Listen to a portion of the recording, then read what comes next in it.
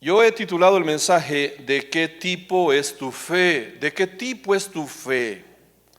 ¿De qué clase es tu fe?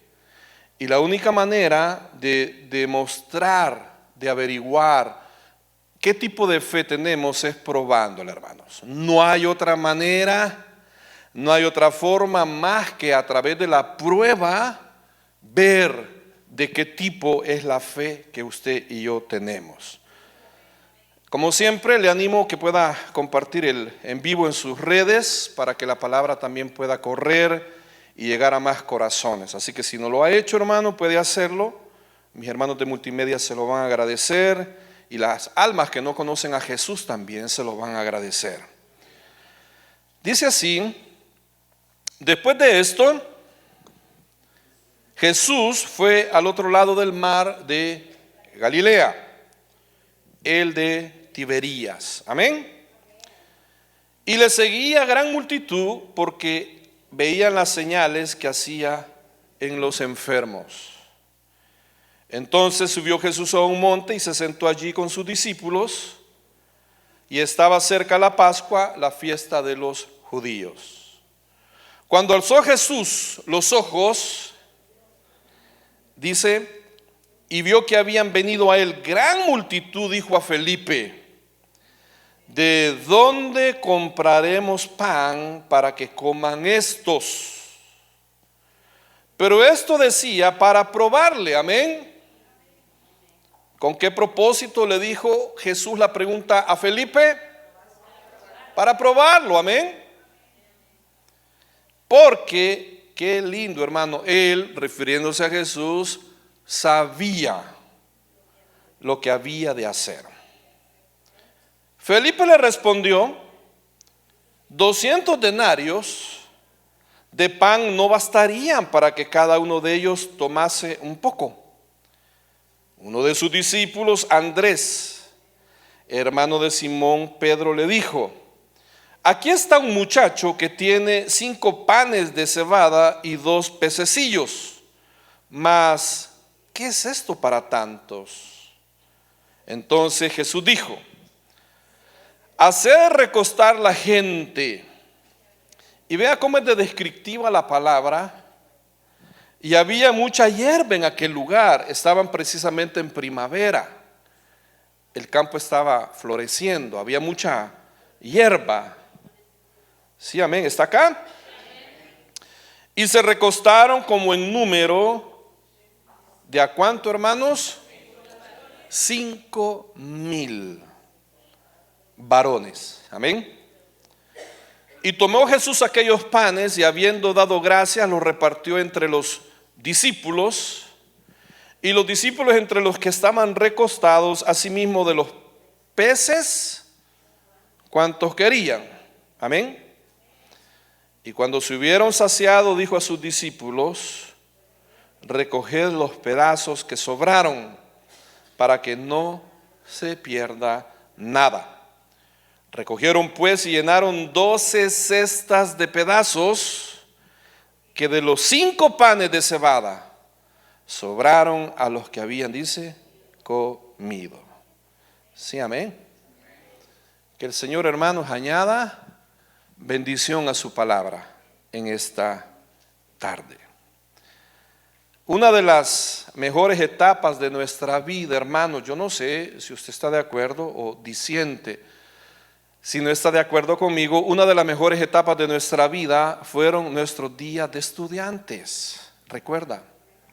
Nuestros días de estudiantes. Años dorados, amén.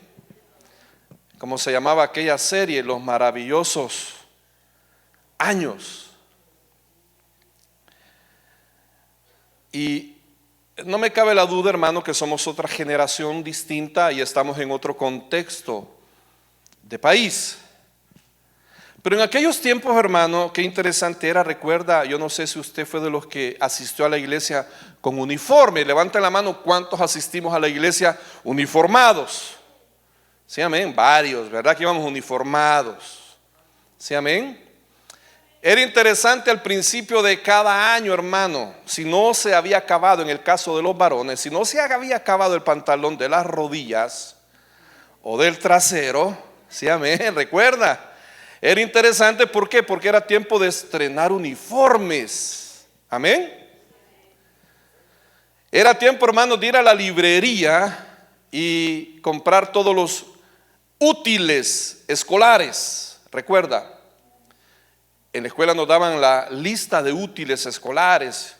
Y yo recuerdo, hermano, que acompañaba a mi madre para comprar los útiles, 4 cuadernos rayados, un cuaderno cuadriculado, un cuaderno doble caligrafía, un cuaderno en blanco para dibujo, sacapunta, compás, colores, recuerda, y colores de los que tenían color en los dos lados, plumones, borrador, ¿sí? Papel plástico para forrar. Yo sé que las nuevas generaciones, ¿y eso con qué se come? Pero en aquel tiempo, hermano, era motivo de alegría, por lo menos los primeros días. La emoción de con quienes íbamos a repetir los grados. No cuántas veces repetíamos el primer grado. Le gustaba tanto la escuela que pasó 3 años en primer grado repitiéndolo. Sino más bien con quienes, nuestra promoción, nuestros compañeros con los que íbamos creciendo, cómo íbamos yendo de grado en grado, recuerda. Ahí nos hubiéramos quedado, amén. Tanto que anhelábamos crecer, queríamos que nos saliera bigote. Ahí nos hubiéramos quedado, ahí éramos felices. Amén. Ahí éramos, no sabíamos la que nos esperaba una vez creciéramos. Amén. Sin embargo, diga conmigo, sin embargo, todo ese entusiasmo, toda esa alegría, todo ese, hermano, emoción de los uniformes, los útiles, los compañeritos, los zapatos nuevos, etcétera, etcétera. Sin embargo, toda esa ilusión, toda esa alegría se terminaba cuando llegaba el tiempo de hacer los famosos exámenes. Todo iba bien. Pero cuando llegaban los exámenes, recuerda, prueba objetiva de matemáticas. Y ahí le ponían 2 más 2, 5 decía, ponchado. Y todo se acababa, hermanos, a la hora de los exámenes. Pero hay algo, los exámenes eran parte de la misma formación. Los exámenes eran la evaluación de cuánto habíamos aprendido, amén. Los exámenes daban a denotar o demostraban cuánto, hermano, habíamos avanzado. Si se nos habían quedado los números del 1 al 10 en inglés, recuerda. Si habíamos aprendido a sumar, a restar, si se había aprendido las tablas. La del 1 era facilita, amén. Ya el 8 con los dedos atrás iba haciendo la suma de 8 más 8. Pero servían los exámenes. Ahora, lo mismo ocurre en el plano espiritual. Lo mismo ocurre en este plano, hermanos, porque qué bonito los servicios gloriosos como el día de ahora. ¿Cuántos dicen amén? Qué maravilla, mi hermano, los muchachos ungidos. Digan amén. Créanselo. Sí, amén. Denle un aplauso a los músicos, los cantantes. Qué emoción, hermano. Un servicio lleno de la presencia, la gloria de Dios. Alabanza ministrando. Oh, wow, hoy cantaron las canciones que me gustan, pastor. ¿Cómo conectamos en el espíritu? Porque las que me gustan, la que me pega, la que me llega, la que me quebranta, qué emoción, pastor. Y luego la iglesia preciosa que Dios nos ha dado, hermanos. Yo salgo al parqueo, hermano, y no hay espacio para un carro. Yo creo que traen 4 carros por familia. Debería de estar el templo lleno. Pero claro, tenemos personas en las 3 plantas. Y luego uno que otro que anda en algún otro concierto o en la Lalandia, yo no sé. Pero la iglesia preciosa que Dios nos ha dado, con todas las facilidades, con toda la comodidad, etcétera. El pastor guapo que tienen, hermano. Gracias. ¿A dónde? Elegante, con porte, panzoncito, pero eso se va, hermano. Estamos trabajando en eso. El día que bajemos de peso no voy a decir nada, pero habrá señales, amén, gloria a Dios. Por la fe, es la certeza de lo que no se ve, amén. Todo bonito, hermanos. Todo bonito. Todo bonito. Sin embargo, ¿cómo podemos evaluar cuánto usted ha crecido? ¿Cómo el Señor puede evaluar? ¿Cómo el Señor puede darse cuenta de cuánto ha crecido? ¿De cuánto ha recibido la palabra? ¿De cuánto la ha puesto en práctica? ¿De cuánto ha madurado? Única y exclusivamente a través de las pruebas. ¿Estamos claros? ¿Está buena la introducción? Me la acabo de inventar, conste. Me la acaba de dar el Señor. Hermano, así es en este plano. Ahora, veamos lo que la palabra del Señor nos enseña. En primer lugar, hermanos, mire, Jesús tiene todo bajo control, hermanos. Jesús tiene todo bajo control. A Jesús no se le chispotea nada. Él está al tanto de todo. Hermano, no ha subido el pensamiento en nuestra cabeza y Él lo conoce. Tiene los cabellos de nuestra cabeza contados. Él sabe nuestro porvenir, Él sabe nuestro futuro, Él sabe lo que nos aqueja, lo que nos duele, lo que nos desmotiva. Él sabe absolutamente todo. Él tiene todo bajo control. Amén. En el contexto del capítulo 6, en el contexto, o sea, lo que está pasando alrededor, escuche bien esto. Jesús ha recibido a sus apóstoles. Vea por favor el versículo número 6.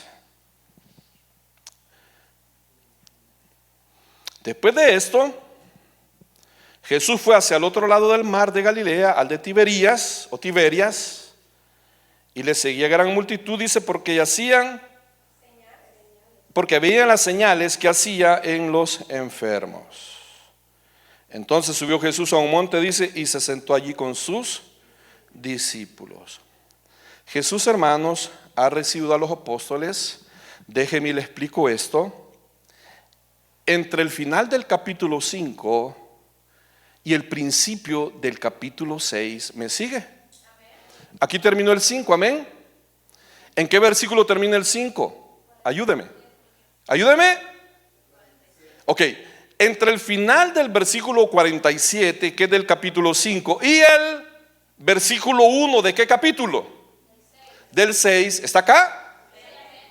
¿Sabe cuánto tiempo hay en ese paréntesis? Un año. Por alguna razón Juan, curioso, por alguna razón Juan no incluye lo que pasó en ese año. Si usted lee de corrido, parecería que en el versículo 1 dice, después de esto, después de lo que pasó en el 5, no. Había pasado un año y habían ocurrido cosas. ¿Qué cosas, pastor? Vaya al evangelio paralelo, vaya al evangelio que narra el mismo milagro, por favor. Vaya al evangelio en Lucas. Amén. Capítulo 9. Lucas 9.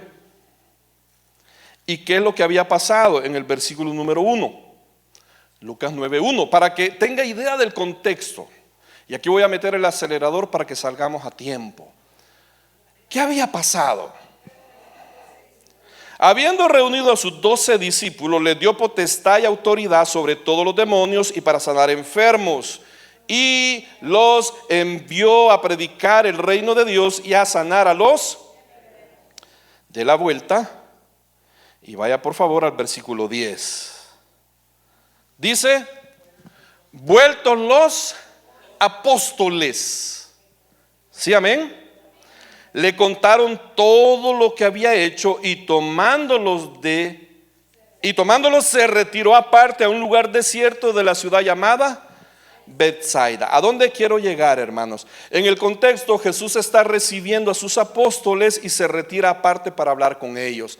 Él los manda, les da autoridad, les da potestad para que vayan y prediquen, para que vayan y compartan las buenas nuevas. Los discípulos se van, los discípulos hacen milagros, hacen señales, hacen maravillas. Los discípulos regresan hasta, dice ahí, hasta el mismo Herodes el tetrarca se maravillaba y decía, pero si ya Juan no está en medio, Juan ya había sido decapitado, Juan el Bautista, y decía, pero si Juan ya está muerto, ¿quién es este? ¿Quién es este que hace milagros?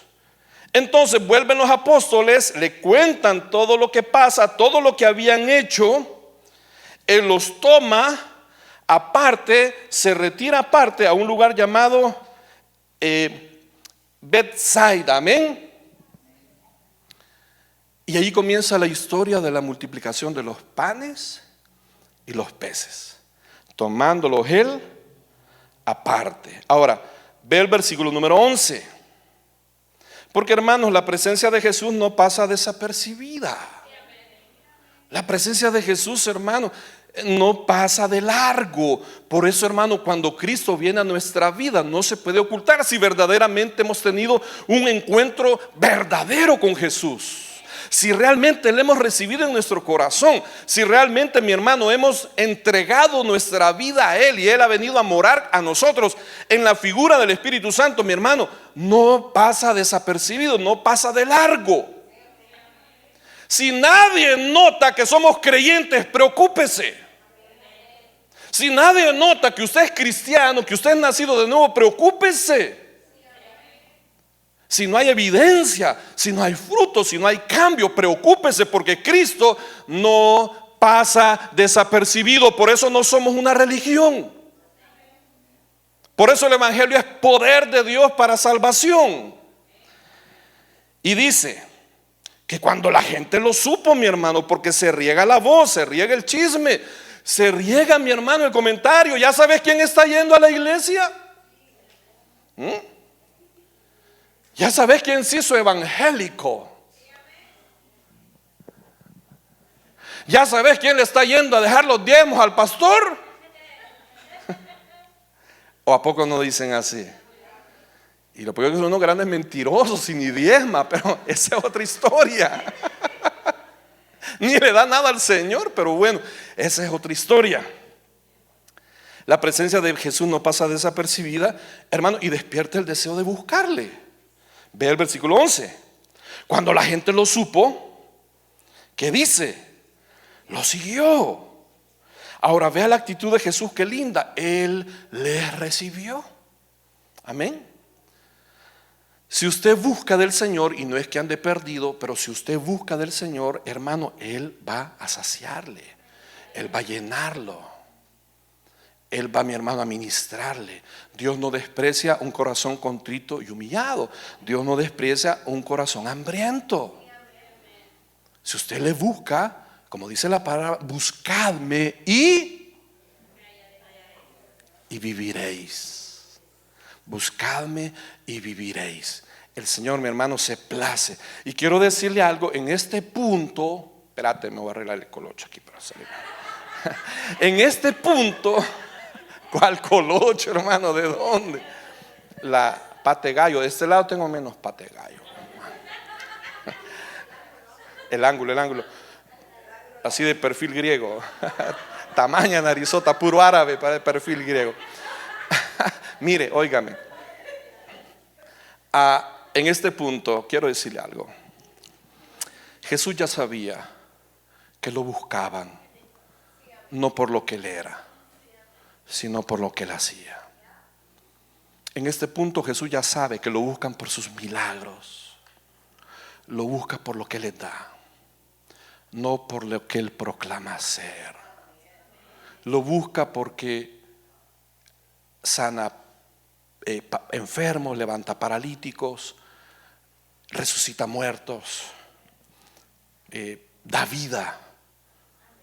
Y la gente, hermano, en su condición humana como carne, lo buscan por lo que pueden sacar de él. Pero ¿sabe qué me encanta cuando estaba preparando el estudio? Que él no lo rechaza, fíjese. Él no los rechaza, Él no los evade, Él no los ignora.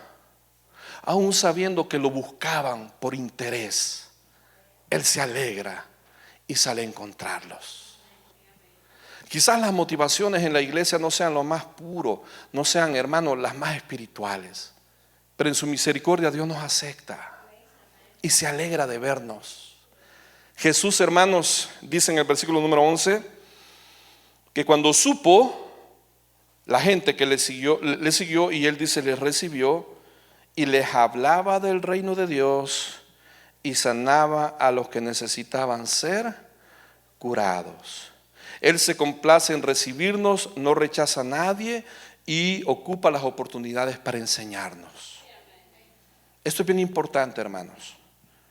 Y es mi oración y mi deseo que usted lo aprenda, lo grabe, que usted lo ponga en práctica. Porque mire, antes de la multiplicación, antes del milagro, antes, hermano, y quiero decirle algo, el milagro aparece en los 4 evangelios. O sea, el milagro es tan fuerte, el milagro es tan importante, el milagro, mi hermano, es tan trascendente que los 4 escritores de los 4 evangelios, Mateo, Marcos, Lucas y Juan, deciden incluirlo en sus escritos.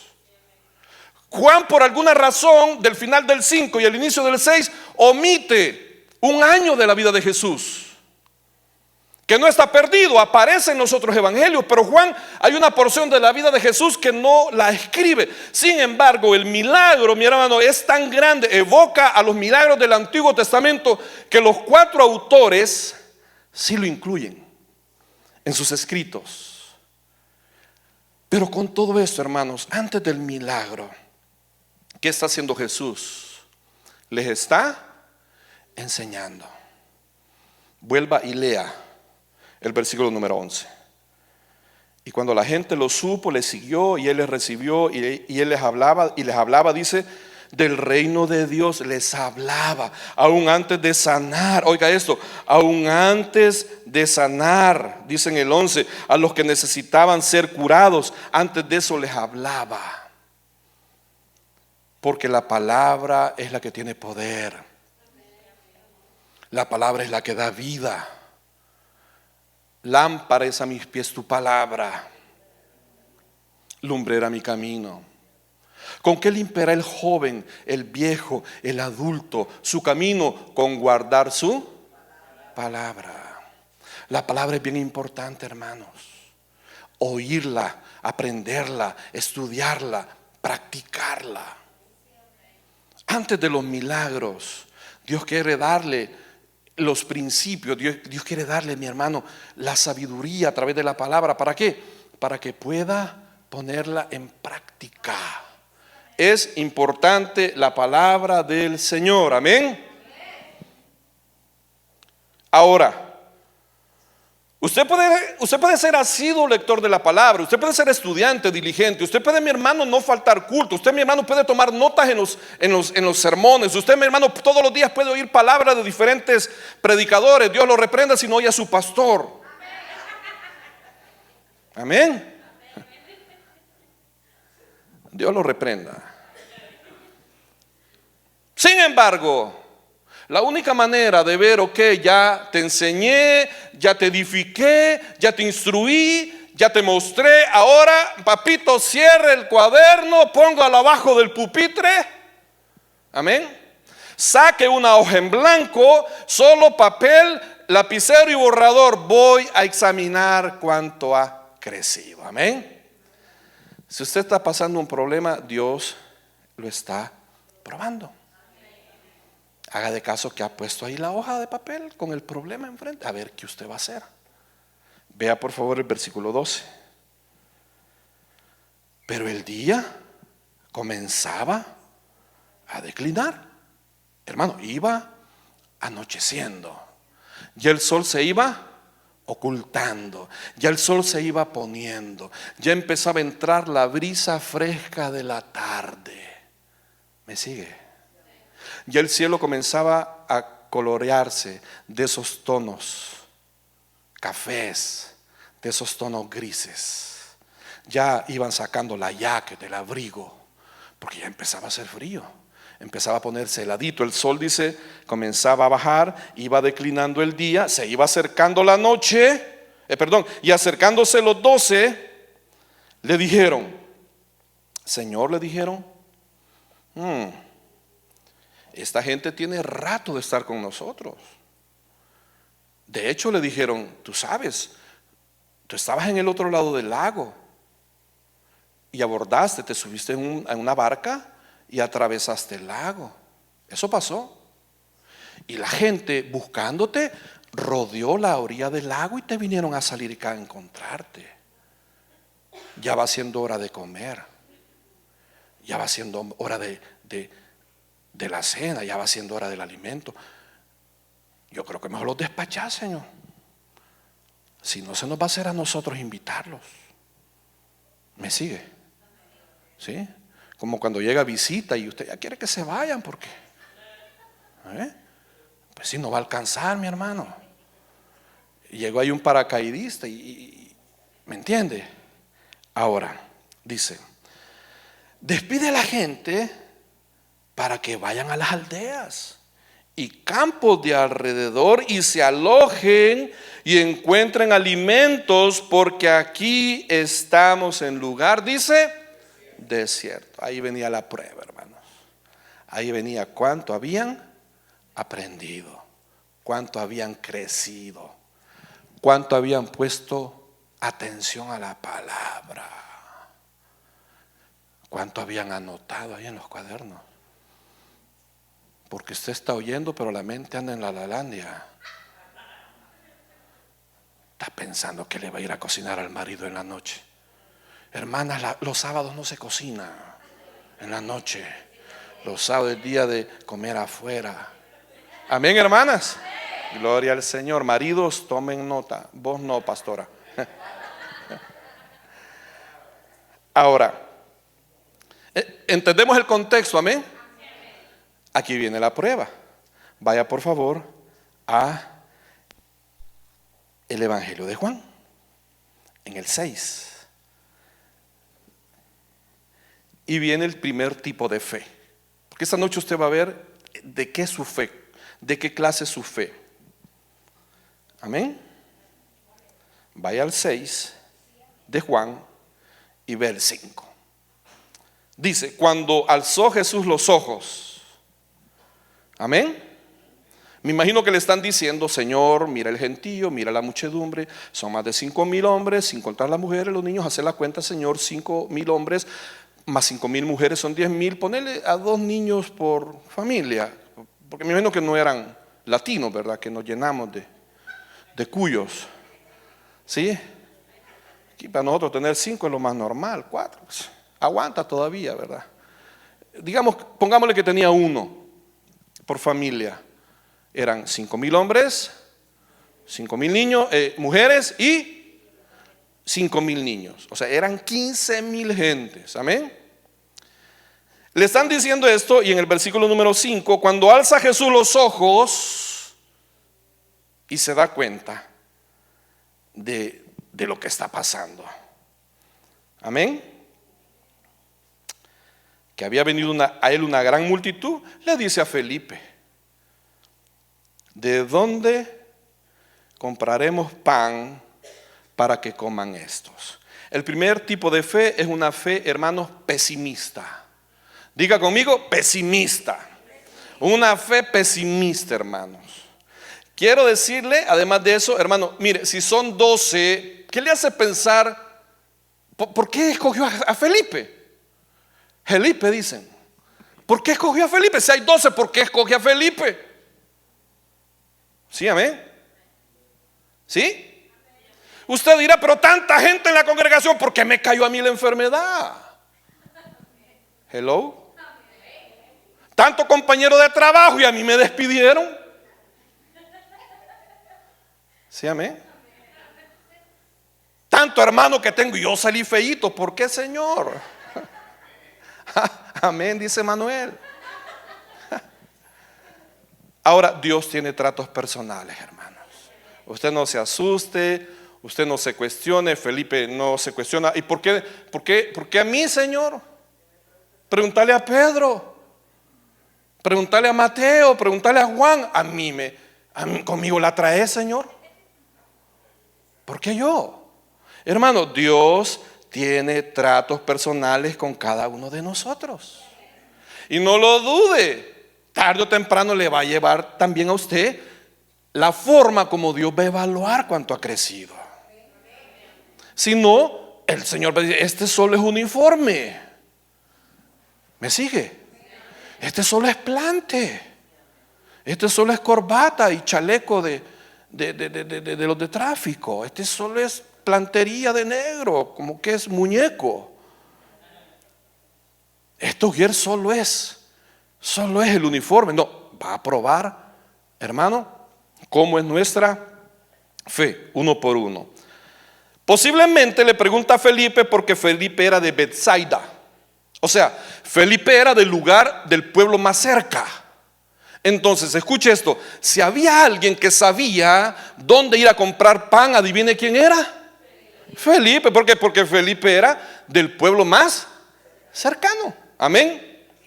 Pero a la vez el Señor está haciendo que se den cuenta que a un Felipe, oiga esto, a un Felipe conociendo el lugar más cercano, conociendo cada panadería en cada esquina. Felipe sabía dónde estaba, qué sé yo, la panadería Chapina. ¿Cómo se llama? Gracias. Felipe sabía dónde estaba, no me diga cómo se llama. Esa que está ahí por la Ocean, no me diga cómo se llama. El que entendió, entendió. No me diga. Felipe sabía dónde estaba la bakery, donde está la comadre de la pastora. Esa Rico Pan. La Ocean no me la menciona. Me cae mal esa panadería. Y sin embargo, el Señor quería que vieran que humanamente era imposible. Dice la pastora, ya caí de que está hablando el pastor. El Señor quería que se dieran cuenta que humanamente era imposible resolver el problema, porque aún a una persona que podía tener la solución, a una persona que podía saber dónde ir a comprar la suficiente cantidad de pan, era imposible. Amén. Quizás este sea su caso. Tal vez, mi hermano, usted sabe cómo podría resolverse, pero al pensar se da cuenta que es imposible. Es imposible. Es parte de la prueba que Dios está haciendo. Una cosa es cierta: Felipe iba a ser probado. Vea de nuevo lo que le dice a Felipe. ¿Qué le pregunta? ¿De dónde vamos a comprar todo este pan? Amén. 6. Pero esto decía para probarle, porque qué precioso, Jesús sabía lo que había de hacer. Quizás las cuentas no le cuadran, quizás no le sale la matemática, quizás no le salen los recursos, quizás usted humanamente de veras no hay por dónde, pero Él sabe lo que está haciendo. Él sabe lo que va a hacer y cómo lo va a resolver. Usted tranquilo, yo nervioso, como dicen. Usted tranquilo, hermano. Dios sabe lo que está haciendo. Simplemente quiere que nos demos cuenta que humanamente no tiene remedio, que Él es la salida. Amén. Fíjese que en el versículo número 7 Felipe le responde y le dice: maestro, le dice, 200 denarios, $200 de pan no bastarían para que cada uno de ellos tomase un poco. ¿Sabe qué está haciendo Felipe? Felipe está calculando el costo. Felipe saca una calculadora y dice: aunque tuviéramos $200, que no los tenemos, porque, óigame, 200 denarios era el salario diario de una persona. Maestro, aunque juntemos todo lo que andamos, aunque hagamos la cabuda. ¿Qué otro nombre recibe la cabuda? Cuando reunimos la cooperacha. Aunque hagamos la colecta, Señor, aunque nos bolsiemos, no, hombre, mira, Pedro 3 pesos, Juan 2, yo ando 50 centavos. Aunque reuniéramos 200 denarios, oiga esto, aunque tuviéramos el dinero suficiente, Señor, para comprar 15,000 lunch, ¿de dónde los vamos a comprar? ¿Me sigue? No hay un restaurante, no hay un almacén, no hay una panadería, no hay nadie que tenga 15,000 porciones de almuerzo o de cena disponibles, inmediatas, listas para vendérnosla, aunque tengamos el dinero, Señor. Eso le está diciendo. Ni tenemos el dinero, ni hay quien pueda vendérnoslo o proveérnoslo. Una fe pesimista, hermanos, no ve a Dios. No ve su poder. Una fe pesimista, mi hermano, profesa y da testimonio de Cristo, pero cuando viene la prueba, su respuesta, mi hermano, es hacer énfasis en el problema y no en el poder de Dios. Una fe pesimista. Una fe pesimista teme que el poder de Dios fracase. Por eso muchos de nosotros no oramos con autoridad, porque tememos que Dios nos haga quedar mal. ¿Me sigue? Por eso a mi hermana Candy yo la admiro, porque no hubo choice, no hubo opción. Y no que le demandáramos, no que le exigiéramos, no que le quisiéramos torcer el brazo al Señor, porque Él tiene sus designios, Él tiene sus propósitos, Él tiene, mi hermano, su trato con cada uno de nosotros. Y cuando dice no es no. Amén. Sin embargo, podemos tocar el corazón del Señor, podemos persuadirlo, podemos, mi hermano, inclinarlo, suplicándole, pidiéndole, clamándole, gimiéndole, orando. Pero la fe pesimista, hermano, teme que el poder de Dios fracase, que nos haga quedar mal, que quedemos en ridículo o en vergüenza por andar orando por cosas que Dios no contestó. Hermano, si Dios no contestó, es el problema del Señor. Usted oró y pidió, clamó e imploró. Si es la voluntad de Él, Él no lo va a dar. Y si no, pues también sea bendito Jehová por siempre, hermanos. Una fe pesimista. Hay una fe optimista, pero limitada. La segundo tipo de fe. Yo no sé si su fe es pesimista. Número 3, hay una fe optimista pero limitada. Sí es optimista, pero es limitada, hermanos. Versículo 8. Uno de sus discípulos, Andrés, hermano de Simón, le dijo: aquí está un muchacho, le dijo. ¿Sí, amén? Aquí apareció este patojo, Señor. Mira que hay un guy, Señor. Me gusta porque posiblemente el hermano de Pedro, que es Andrés, mire esto. En lo que está el diálogo con Felipe, porque le dice: ok, señores, ¿cómo vamos a alimentar a estos? Y se dirige a Felipe y le dice: Felipe, ¿qué vas a hacer? En eso, la fe positiva, ¿sí, amén? La fe optimista pero limitada, sale a la rebusca. Diga conmigo, rebusca.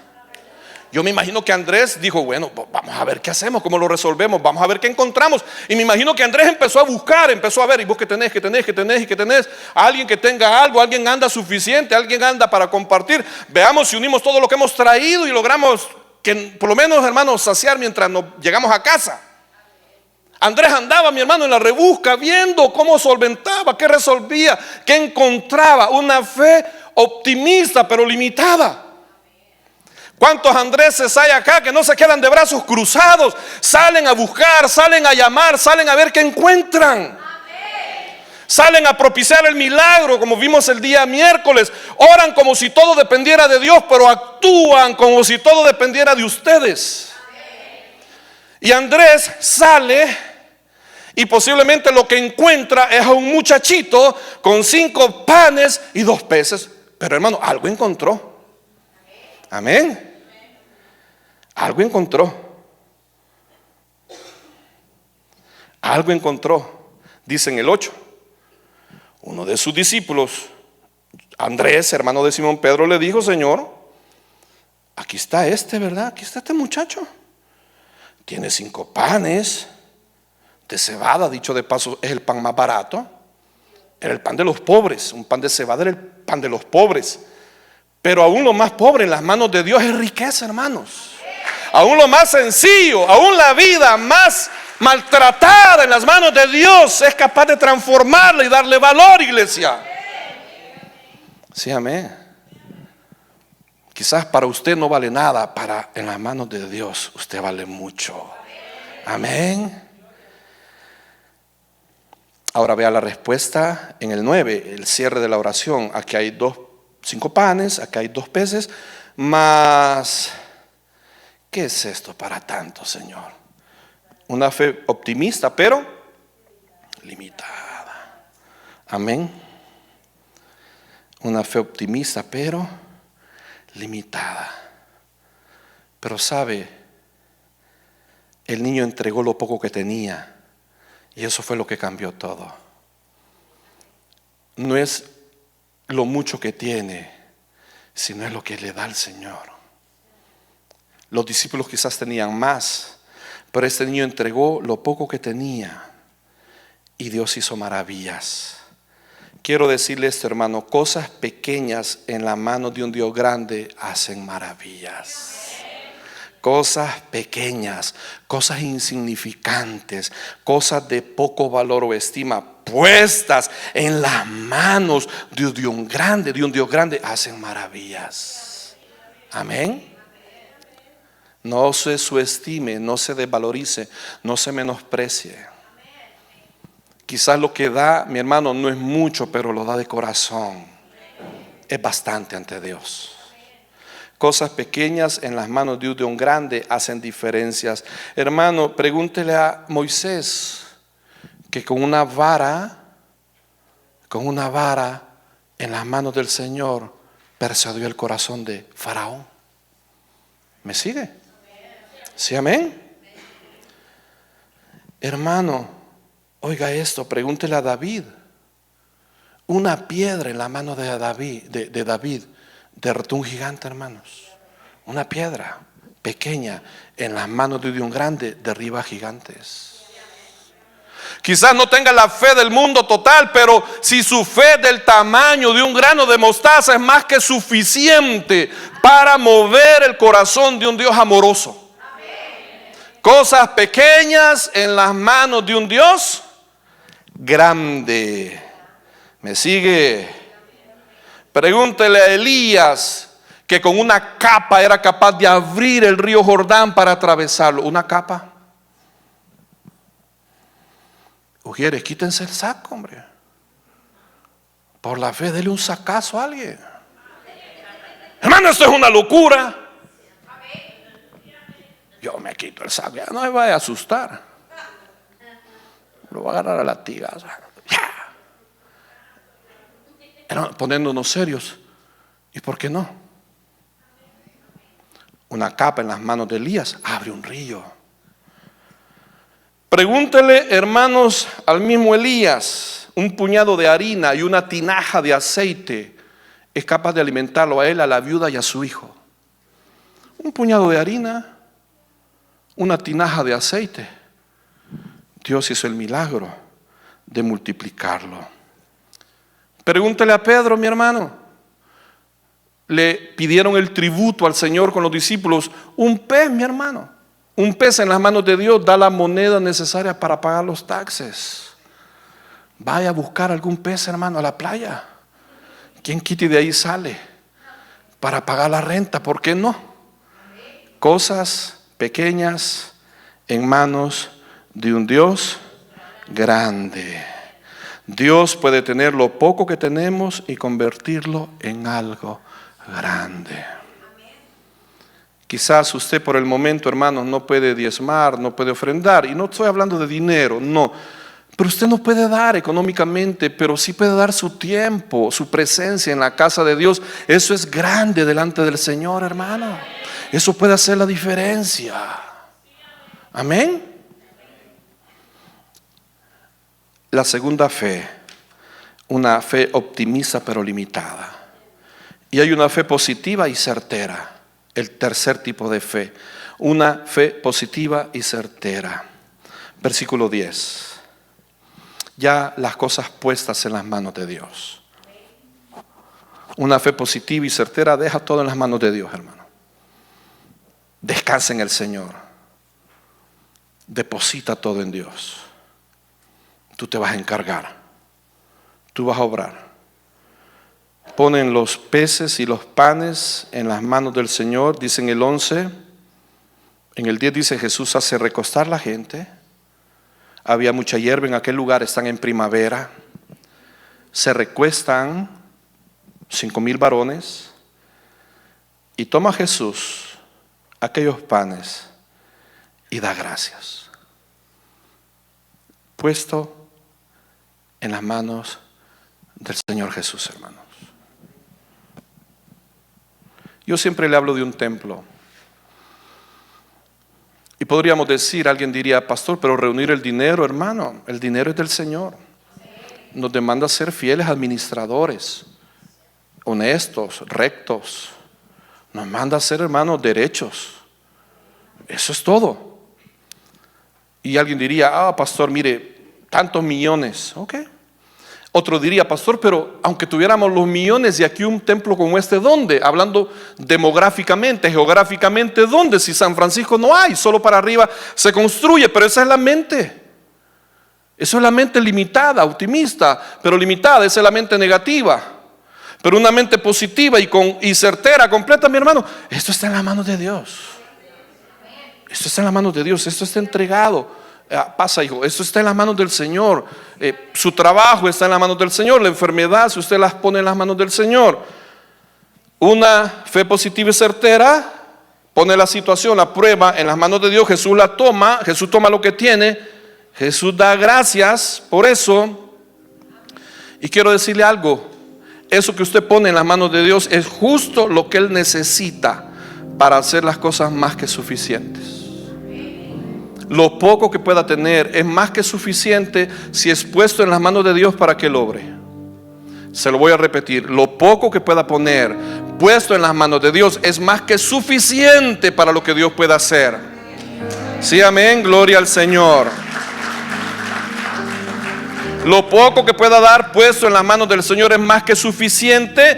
Toma Jesús aquellos panes, da gracias y comienza a repartirlos entre los discípulos, y los discípulos entre los que estaban recostados. Su trabajo, mi hermano, no es averiguar cómo. Su trabajo no es averiguar de qué manera. Su trabajo no es averiguar en qué circunstancias. Su trabajo es creer, perseverar y tener fe y no desmayar. Hermano, lo que va a pasar en el proceso en ingeniería se llama la caja negra. La caja negra se llama, tiene el punto A y el punto B, y lo que ocurre entre los dos puntos es la caja negra. Ahí hay procedimientos, hay procesos, hay otra cosa. Hermano, lo que ocurra en el lado misterioso, en el lado espiritual, eso no le compete. El Señor comienza a repartir. Y los servidores, en este caso los discípulos, ¿qué hacen? Siguen repartiendo. Está acá. ¿Y de dónde sale, Señor? No es tu problema. Andrés pudo haber dicho: Señor, ya van 100 peces y todo, y solo te di 5. ¿De dónde? 5 panes, ya van 100 tortas mexicanas, pastor, y solo tenía 5. Hermano, ese no es su rollo. Usted deje que fluya. Ay, pastor, me estoy sintiendo mejor y no me he tomado la medicina. Usted, hermano, siga como va. Como va. Una fe positiva y certera, oiga, pone en las manos del Señor lo que tiene, y Él es más que suficiente para obrar. Todo lo que ponemos en las manos de Dios es más que bendecido, hermanos. Dice al final, en el versículo 11: asimismo de los peces cuanto querían, y cuando se hubieran saciado, hermanos, se saciaron. O sea, quedaron llenos. Ya no había hambre. Ya estaban saciados. Ya no había nadie. Ya no había nadie que faltara. Ya todos estaban, mi hermano. Y el Señor lo hace de manera completa. Dice en el 12 que cuando se hubieron saciado, dijo a sus discípulos: que ahora recojan las sobras, recojan los pedazos que sobraron para que no se pierda nada. Dios hace las cosas completas. No lo va a dejar a medias. No lo va a dejar a la mitad. El que comenzó la obra es fiel y perfecto para terminarla. Simplemente, hermano, suéltese en la mano de Dios. Suéltese y que Dios nos sorprenda dando más abundantemente de lo que pedimos y esperamos. ¿Cuántos dicen amén, iglesia? Gloria al Señor. Ese aplauso es para el Rey. Nos vamos a poner de pie, mis hermanos. Bendito sea el Señor por siempre. Póngase de pie. Y en este tiempo que resta, puede platicar con el Señor y decirle: Padre, aquí está, esto es lo que tengo y esto es lo que te doy, pero lo voy a dar confiando que tú vas a multiplicarlo, tú vas a obrar, tú vas a bendecirlo. Empecemos a adorar al Señor, hermanos. Adore al Señor.